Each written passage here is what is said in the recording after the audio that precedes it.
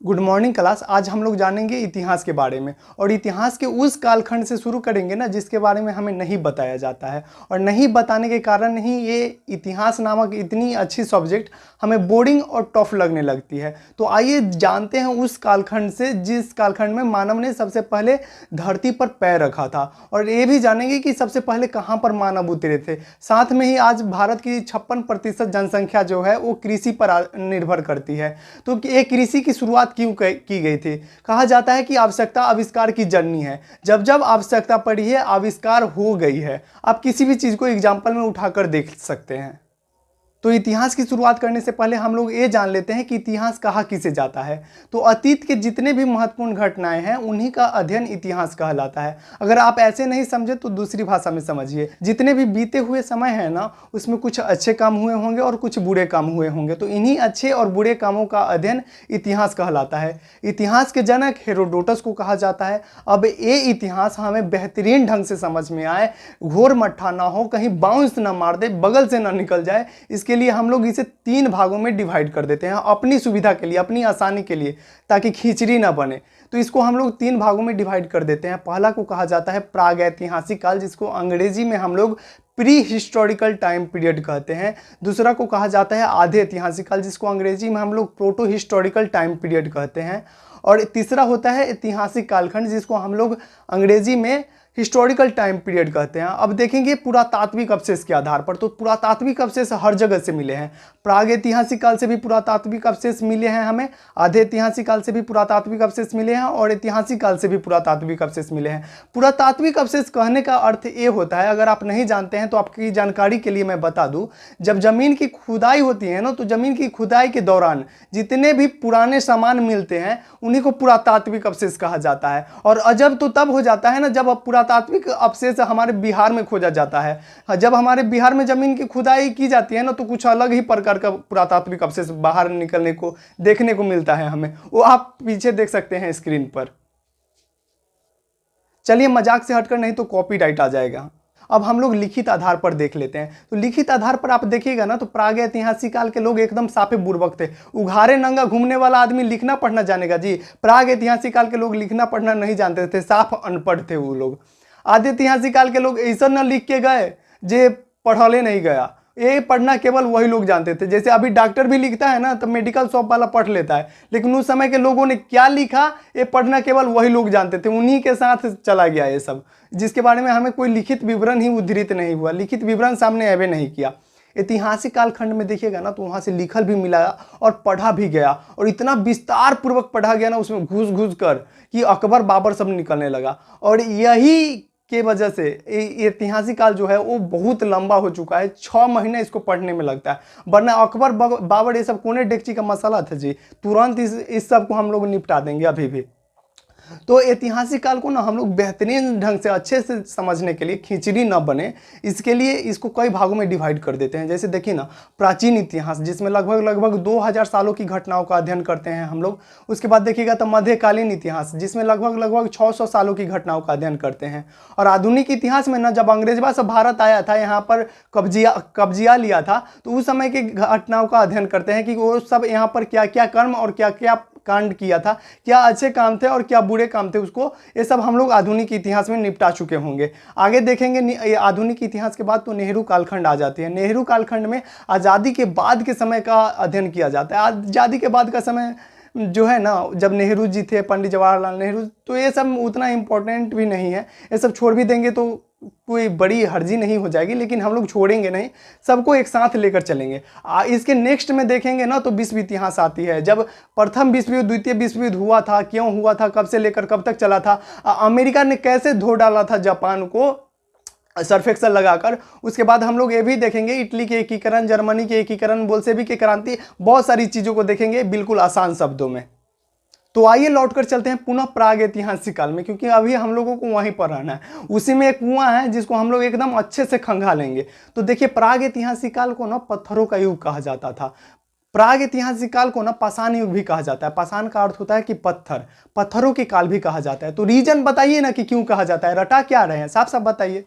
तो देखो बाबू, प्रागैतिहासिक काल में ना कोई लिखित चीज नहीं मिला है, जिसकी वजह से वहाँ की जितनी भी जानकारियाँ मिली है वो पुरातात्विक अवशेषों के आधार पर जानकारियाँ इकट्ठा कर करके इसका इतिहास लिखा गया है।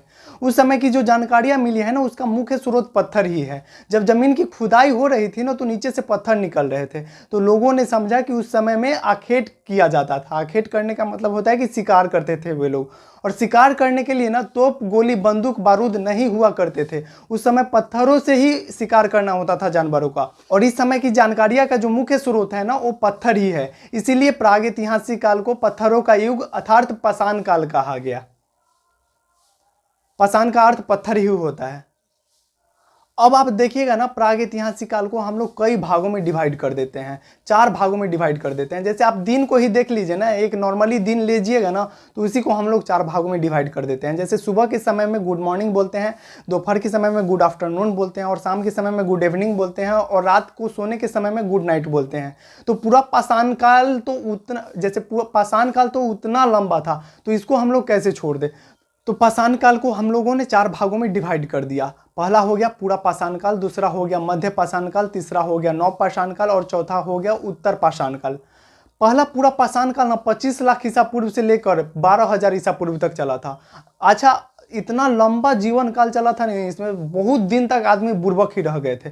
बहुत लंबा, मानव ने अपने सबसे लंबा जीवन अगर कहीं पर व्यतीत किया है तो वो पूरा पाषाण काल में ही व्यतीत किया है। ये 25 लाख ईसा पूर्व से लेकर 12,000 ईसा पूर्व तक चला था। सोचिए ना, 25 लाख की भीड़ में 12,000 का कोई वैल्यू है। अच्छा, ईसा पूर्व और ईस्वी में आपको दिक्कत नहीं ना होती है? अगर इसमें दिक्कत होती है तो इसके लिए हम एक अलग से टॉपिक बना देंगे। तब तक आप ये समझ लीजिए ना कि ईसा पूर्व कहने का मतलब होता है कि उस समय गिनती उल्टी दिशा में होती थी। अगर मान के चलिए आज के दिनों में अगर 2005 में किसी का जन्म हुआ है ना, तो वो अपना बर्थडे, फर्स्ट बर्थडे कब मनाएगा? 2006 में मनाएगा। लेकिन ईसा मसीह के जन्म से पहले अगर किसी का जन्म हुआ है तो वो अपना बर्थडे ना, अगर मान के चलिए 2005 में किसी का जन्म हुआ है तो वो अपना फर्स्ट बर्थडे 2004 में मनाएगा। यानी कि उस समय सालों की जो गणना होती थी ना, वो उल्टी होती थी। अब देखते हैं मध्य पाषाण काल। तो मध्य पाषाण काल ना 12,000 ईसा पूर्व से लेकर 5,000 ईसा पूर्व तक चला था। अब देखते हैं उसके बाद नेक्स्ट नंबर आता है नव पाषाण काल का।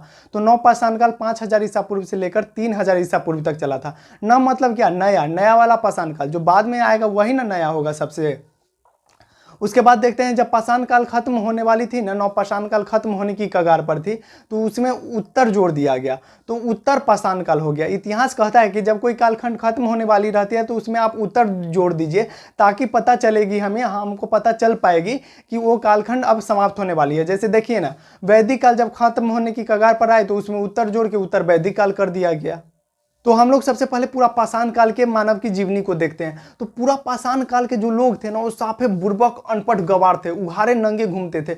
सही कहा गया, देखिए ना, उघारे नंगे घूमते थे। ये लोग पढ़ना लिखना जानेंगे जी? ये लोग शिकार करते थे, और शिकार करने के लिए ना इनके पास गोली, तोप, बंदूक, बारूद, तलवार ये सब नहीं था आज की तरह जो शिकार करते। ये लोग पत्थरों के बड़े बड़े औजार से ही शिकार करते थे। तो क्या पत्थर के बड़का बड़का औजार को टगेल टगेल के ले जाएंगे तो शिकारवा पता चलेगा कि जानवरवा भाग गया उधरे से उधरे। तो इनके ग्रुप में ना 50 से 60 मेंबर रहते थे। तो क्या काम करते थे ना कि आधे लोग जानवर को उधर से हरकाने जाते थे, उधर से खदेड़ के इधर लाते थे, और ये लोग कुछ आधे लोग इधर जो बच जाते थे वो बड़े बड़े चट्टानों को ऊंची टीलों पर चढ़ाकर वहां पर इंतजार करते थे कि जानवरवा आएगा ना उधर से, तो उसी के देह पर गिरा देंगे, जिससे कि वो दब के मर जाएगा। उसके बाद ये लोग खाते थे, उसको कच्चे ही खा जाते थे।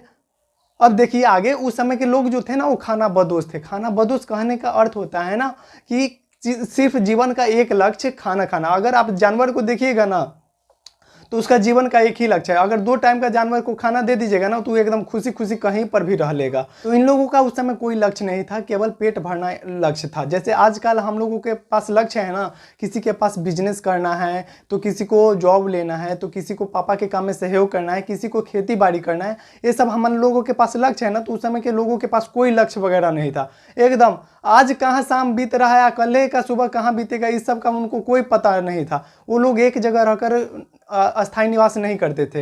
वो लोगों के पास घर नहीं था। आज की घुमांतु बोटिया देखते हैं ना, वो लोग भी 1-2 दिन ठहर जाते हैं, तो वैसे ही करते थे वो लोग भी। उनके पास घर नहीं था, कभी यहाँ कभी वहाँ कभी तहाँ, जहाँ कभी तहाँ, उस तरीक़ा से रहते थे वे लोग। अखेट करने का मतलब होता है कि शिकार करना। अब देखिए उस समय सबसे महत्वपूर्ण काम जो हुआ था ना, वो बनरा सब आग का खोज कर दिया था, पत्थर में पत्थर टकरा के। तो उस समय देखिए कैसे पत्थर आग की खोज हुई थी। तो उस समय ना घर रहने के लिए घर वगैरह नहीं थे। तो जब बारिश हो रही थी ना, तो उस समय बिजली कड़की थी। बिजली कड़कना समझते हैं ना, आसमान से जो बिजली कड़कती है। तो वो बिजली कड़की और एक पेड़ पर गिर गई। तो पेड़ पर गिरने की वजह से ना वहाँ पर आग लग गई। तो इन लोगों ने देख लिया था उस चीज़ को, उस भयानक दृश्य को देखा कि वहाँ पर आग लग गई, और वो जब बाद में ठंडा हुआ तो वो सब राख बन गया। तो ये लोग ना, इन्हीं में से एक बन रहा था, वो खेलने के लिए ना लोहा को पटक रहा था, और पटकने के दौरान उसमें से चिंगारी निकली। तो उसी के पास एगो बैठल था, वो उसको जाके ही दिखाया, ये देखिए ना पटक के इसको ऐसे ऐसे पटके है ना, तो इसमें से चिंगारी निकली है। तो वो बकलोलवा जानता था जिसको ये दिखाने गया था। तो वो बोला कि चिंगारी निकली है, कैसा निकालता फिर से। तो ये फिर से पटकना शुरू कर दिया, तो जिसके वजह से चिंगारी निकली। तो वो देखा था कि उस समय ना ये ऐसा ही रंग का कुछ जल रहा था। तो इस ये बोला ना कि जलने लगेगा कोई चीज़। तो बोला कि जलने लगेगा। तो वो बोला कि जो हाँ जलने लगेगा, तुम और इसी से करो, हम खर लेके आते हैं। तो खर जाकर लेके आया, ये टकराया दोनों पत्थर को, तो उससे चिंगारी उत्पन्न हुई, और चिंगारी से ना उस खर में आग पकड़ लिया। तो इन्होंने सबसे पहला आविष्कार जो किया था वो आग की ही खोज की थी। तो आपसे पूछेगा एग्जाम में कि मानव ने सबसे पहला आविष्कार किस चीज की थी। तो मानव ने सबसे पहला आविष्कार आग की थी। और कहा भी जाता है कि आवश्यकता आविष्कार की जननी होती है। जब जब हमें आवश्यकता पड़ी है, आविष्कार हो गई है। जैसे आप लोग अभी के ही एग्जाम्पल देख लीजिए ना, गेहूं की कटाई हम लोग करते हैं, गेहूं को भी काटने वाला मशीन आ गया। अगर उस गेहूं को दौड़ने के लिए थ्रेसर नहीं होता तो जानते हैं कितना भीड़ पड़ता, कितना दिन तक तो उसका पवाली काटना पड़ता। मोबाइल ही जो ओवर हीटिंग का मैसेज आ गया था, वो मोबाइल का कैपेसिटी कम है ना, लो हो गया था, समझिए कि मोबाइल अब मर गया था। तो फिर बाद में इसको बिना सूंघाना पड़ा। तो आइए हम लोग कहाँ थे आवश्यकता आविष्कार की जननी होती है। तो जब जब हम लोगों को आवश्यकता पड़ी है ना, आविष्कार हो गई है। जैसे देखिए ना, गेहूं का पवाली अगर हम लोग खुद से हाथ से काटते तो कितना समय लगता, 20 दिन लग जाता। फिर गेहूं की बाल से गेहूं के दाने निकालने में कितना दिन का समय लग जाता है। थ्रेसर वही आता है, 2 घंटा में दौड़ के चल जाता है। उसी काम को हम लोग 40 दिन में करते अगर वो मशीन में नहीं रहता तो। इसलिए कहा जाता है कि आवश्यकता आविष्कार की जननी होती है। तो पूरा पाषाण काल में हम लोगों ने देखा कि मानव सबसे पहले अफ्रीका महाद्वीप पर उतरे थे, और ये लोग उस समय खानाबदोश थे। खानाबदोश कहने का अर्थ होता है कि जीवन का एक ही लक्ष्य, सिर्फ किसी भी तरह से इनका पेट भर जाए। जहाँ इससे जानवरों को देखिएगा ना, तो जानवर को 2 टाइम का खाना दे दीजिएगा तो वो सर्वाइव कर लेंगे, वो खुशी खुशी अपना जीवन बिता देंगे आपके यहाँ पर।